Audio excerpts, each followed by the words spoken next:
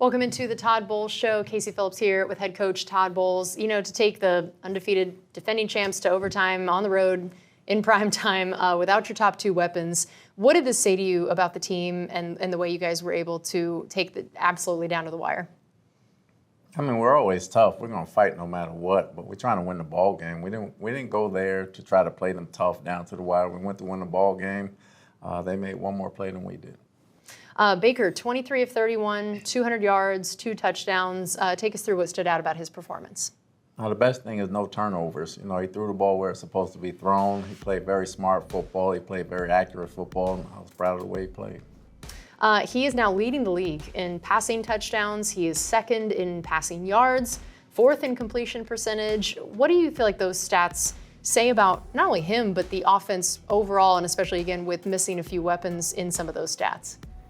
Means you're getting production out of everybody. They're spreading the ball around. The offensive line is playing well. The running backs are doing a great job, and the receivers, no matter who's in there, they're getting open.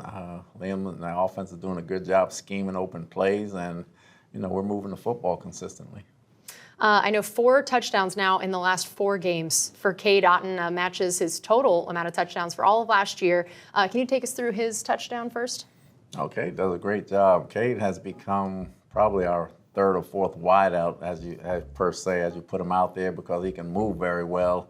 His speed is underestimated, his patterns are underestimated, and he has outstanding hands. So anytime you put the ball in his area, he's probably going to come down with it. And I know he also now has tied for the second longest streak of games with at least 8 receptions and 75 receiving yards by a tight end in NFL history, trailing only Travis Kelce. And he had at least 70 receiving yards only twice in his first 42 games with the Bucs. Now he's done it in 3 straight. What seems like it has changed or grown either in his game or the way Liam's found to use him that has gone from him having these stats just every single game that he only had a few games last year? I think it's gone from how Liam's trying to use him. He's expanded his role, especially since Mike and Chris went down, and we needed options from some places. He had to step up. He stepped up. He's made big plays. It looks easy for him, even though it isn't. And he's continued to be a good blocker for us. And he's also taking some huge hits while making those catches. Is there something that he's doing that is making him really good at being able to absorb those and still come away with it and also pop back up every time? He's tough. He's a football player. He comes from a football family.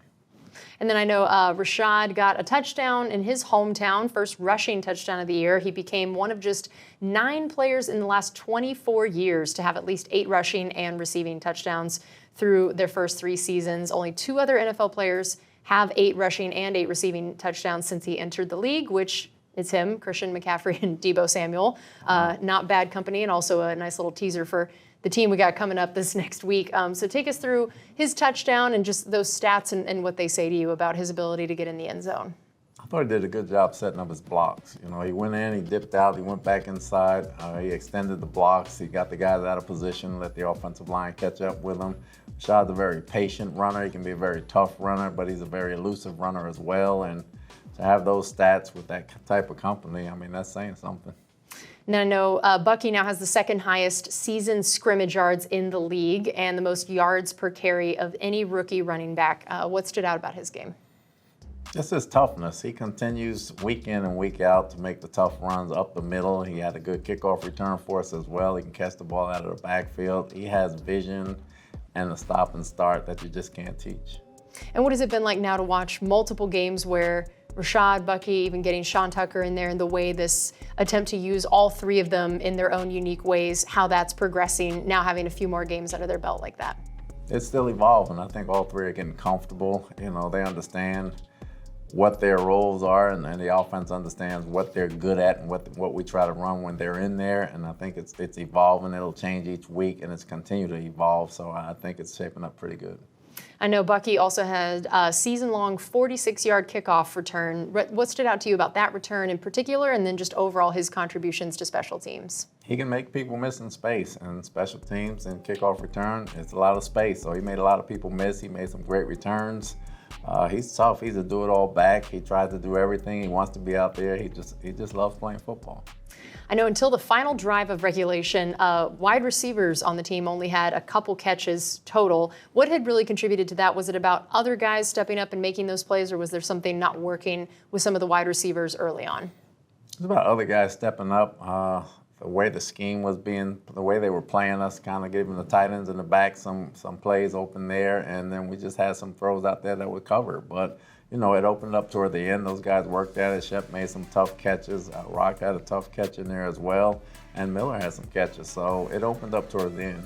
Yeah, what did you see on that final drive in regulation where, as you mentioned, all three of those guys got involved? What either changed, and then specifically what each of those guys did to really make that drive happen? We executed. They ran their routes. Baker threw to the open guy. We gave him some time, and they executed all the way down the field.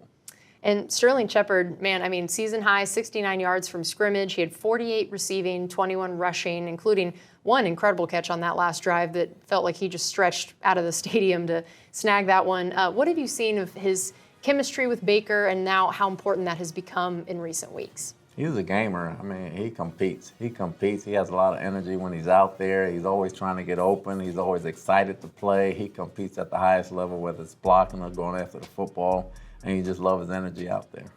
And then Ryan Miller with the touchdown to send us to overtime. And just tell me about that play, and then why you guys felt like Ryan Miller had earned the trust of Baker and Liam Cohen at this point after spending so much time on the practice squad. We got to be careful because they're not covering him right now because they don't know him. But So in other words, we should not mention Ryan Miller. No, you heard nothing, you saw nothing.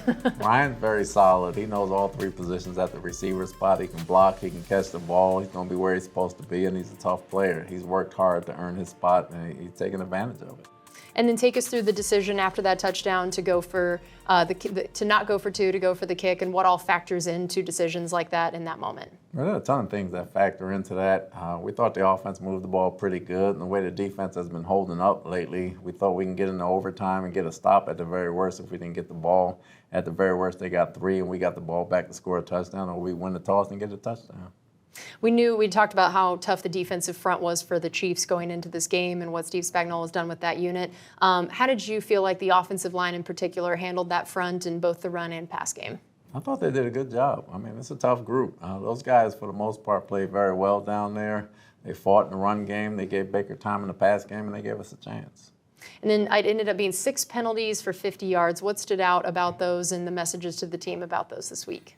They happened while we were in scoring territory, pretty much, and they kind of backed us up before the half. They got us out of position. They got us out of position at another time, too. So just getting 3 points in those positions, we know that can't happen. We harp on it all week, and we talked about it. Just playing with more composure, and we got to eliminate that.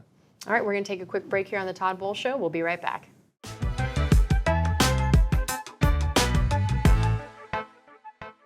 Welcome back into the Todd Bowles Show. Casey Phillips here with head coach Todd Bowles. So the Chiefs before this had only given up 12 sacks in 7 games, just one off the NFL low, but we were able to get to Mahomes for 4 different sacks. What did you see that let our defense be able to get to him more than any other team had in a single game this year? The interior push. I mean, between Vita and Kancey pushing up the middle, us holding the edge on the outside so we can't run and getting push up the middle, I think that helped out a lot. Yeah, Vita extends his team lead to 5 sacks this season, career total to 28.5. Take us through each of his 2 sacks and what he did so well. Vita's powerful. He's going to push the pocket as he always does, and since they don't let him out the pocket, he can reach around, and he grabbed them one time. I know he got a good sack, and then one time we ran a game, and he came around the edge, and he was on the back, and the lineman let him go, and he came through, and he kind of got a clean shot on Mahomes. And I know he also had a career high 10 tackles and 3 quarterback hits. So, of course, the sacks get a lot of the attention, but he was doing a lot of things outside of that. Where do you feel like he stood on this being, one of his better games in a while, and just take us through the rest of the game, the ways he was impacting it? It was one of the best games I've seen him play since I've been here. Wow. I mean, he's tough. He took on, and they got a very good interior line. He took the challenge on. He played Creed. He played all those guys very tough, and he made plays from tackle to tackle. He has double the sacks of anyone else this year at his position. What makes it so impressive, not just that he is rushing the quarterback the way he is, but from his position, with his body type, all of the different factors that go into why at that position he is really just excelling in a way that few others can? It's tough because that's not an athletic position per se where you're using your speed to get around all the time. You got to use power, you got to use technique, you got to use fundamentals, and then you need everybody else to help out as well to keep the quarterback in the pocket. And he's pushing it well, and he's using his hands more. When he uses his hands, he's unstoppable. And like you mentioned, Calijah also got in on the action, 2 sacks for him as well. Take us through those two. The best one was when he got Mahomes outside the pocket. That's very hard to do. A lot of people go for the pump fake with the ball. Calijah ran through, and he's very fast, so he's going to make some plays. And for him to come up with that one was outstanding. And then I know after missing some time this year, where do you feel like he's at now in terms of his level of play, what you've seen from him in recent weeks, and he and Vita together of where they stand as the expectations of what those two can be together? I think they're back, and you're starting to see the results of that. And then I know after we held them to their second fewest points in a first half all year, what do you feel like worked well defensively, especially in that first half, to get those stats? We were getting them on the ground. You know, there weren't many yak yards. We were keeping them in the pocket. He wasn't getting out too many times. You know, he got out about once or twice, and we were keeping them in the pocket. So everything was getting checked down, and we were tackling them where the ball was caught. And Tykee Smith returning from concussion protocol, which I know was a great thing for the defense overall. Just tell us a little bit about what it meant to have him out there and what he's come to mean to this defense already as a rookie. Well, he's one of our best ball players over there. When he comes back, I mean, he's always around the ball, and he always gets the ball out. I mean, he caused 1 fumble, then he got another PBU. At the same time, he makes a bunch of tackles. He's one of our best edge setters, which usually goes to outside linebackers or defensive ends, but he's strong enough to take tight ends on at the point, and he's very valuable for us.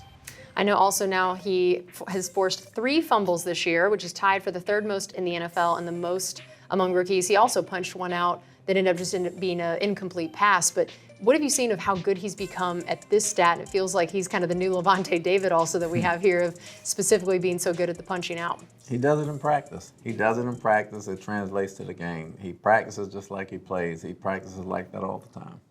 And I know Yaya ended up having a nice tackle for loss of 10 on the league's fastest player out in space. Take us through that play and just kind of what it said about Yaya and his abilities. He plays tough. He has a knack for playing reverses. He made 1 or 2 of those plays last year as well. He can recognize things, and people don't understand how fast he is. He's a 4.5 guy, and he can get out and run. It doesn't look like it because of his size, but he can get out and run, and he can make up some ground, and he made it up on that play. All right, we're going to take another quick break here on the Todd Bowles Show. We'll be right back.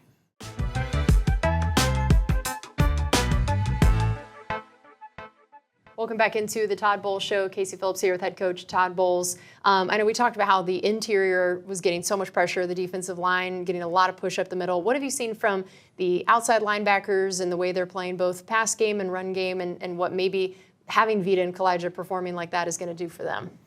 In this game, it was critical for us to not let Mahomes out to his right and for us to just bull once we got back there, because if you run past him or you try to go up and under, he sees that so fast he gets out the pocket. So we were kind of controlling the left end so those guys can get push up the middle, and the right end could go free long as he didn't go past the quarterback. But they're creating opportunities for him. We just have to take advantage of them.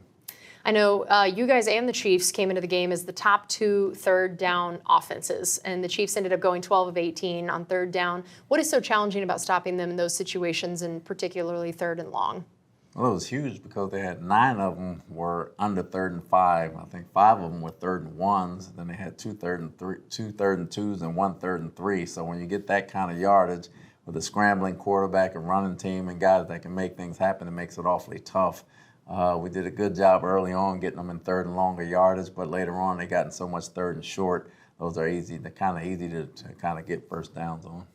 I know since Jamel Dean has been out, you've used Tyreek Thunderberg some, Josh Hayes some. Josh Hayes ended up getting the start in the game. Tell us what went into that decision, and then just what you saw from his play overall. Well, he had finished up a week ago pretty good, so we started him going into the game. Josh is a very tough corner. He plays, he's feisty, he's going to be aggressive for the most part.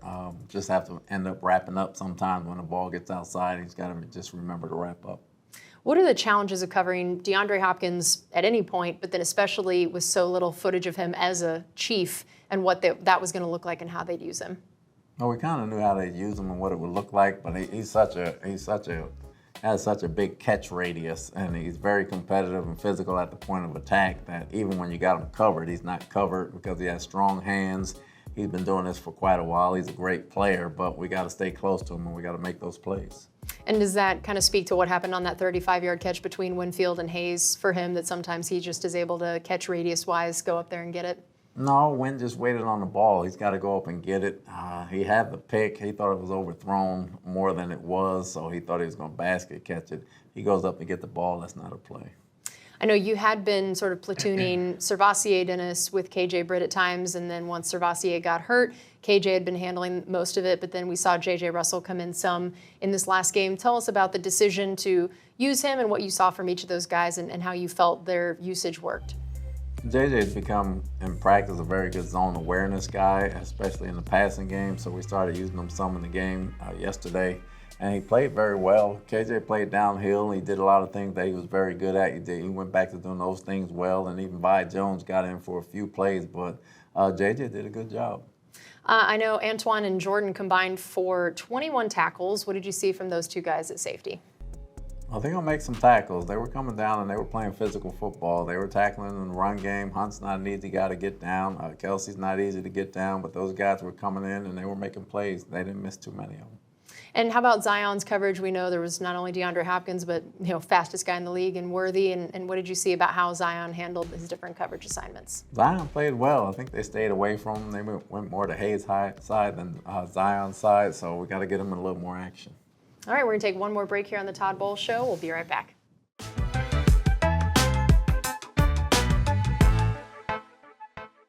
Welcome back into the Todd Bowles Show. Casey Phillips here with head coach Todd Bowles. Last segment here, let's look a little bit into this matchup against the 49ers. Let's start with Brock Purdy and how he has grown and progressed over his time now as their starting quarterback and what it's like to face him and the unique challenges he brings. Very accurate, can throw a very good football. He's very good with his feet in the pocket, getting in and out of the pocket. So if you think he can't run, you better think again. So we got to have eyes on him at all times. He can make plays with his feet and with his arms, so it's going to be a tough matchup.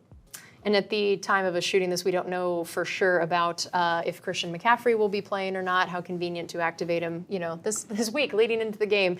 With and without him, tell me how much that can change their offense and the way you guys are able to play them on defense, just with the fact that he can do so many things. With him, it changes a lot. It changes their offense and gives them multi-dimensional players at every position. Without him, they got Debo doing a lot of things that he can do, but that limits the guy at wideout that goes in for Debo. With him, you got a two-headed monster back there that can do a lot of things, along with Kittles, along with everybody else, and they have a very threatening offense.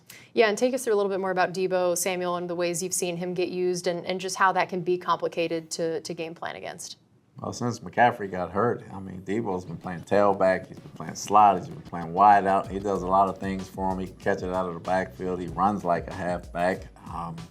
He can take hits. He can go down the field and make deep catches. He can get on linebackers and kind of Jimmy get away from him that way, and so it makes him multidimensional. And then George Kittle, you mentioned earlier, definitely one of the top tight ends in the league. What is challenging about facing a guy like him? Very physical tight end. Very physical in the run game and the pass game. You can be on him, and the contact point, he's going to separate. He's going to make some plays. He plays with his hair on fire, and we got to make sure we get him down. How is he similar or different to some of the other tight ends that you guys have faced lately? He's probably a better blocker. I would say he's a better blocker, and he's going full speed all the time. The other ones may be better receivers, but he can do it all. And how about their offensive line? What do they bring to the table? Huge, and they get off the ball and they can run and they block, led by Trent Williams. They can get on you and they can embarrass you if you're not playing technique. And Kyle Shanahan-led team, tell me what you know about him typically and what he likes to do with his offense. Extremely smart. Will give you a bunch of different things out of the same personnel grouping. And Debo can be the running back, Christian can be the wideout, Kittles can be back there. They'll all move around and take each other's positions, so they kind of keep you off balance. And on the other side of things, Leonard Floyd and Nick Bosa out on the ends. Tell us what stands out about those guys to you. It's going to be a challenge for Tristan and Luke. Those guys can come off the ball and rush the passer, so we got to be on our P's and Q's. And then Fred Warner, I feel like the way that we talk about Levante, I feel like in a lot of ways you can say the same thing about Fred Warner. He's been playing well year in and year out. He's a great player. He can read where the ball's going at the snap of a hat, and he plays full speed, so we got to know where he is at all times. Well, Coach, thank you so much for taking the time to talk to us. I know it's a crazy week and a short week coming off that game, so we appreciate it. Thank you.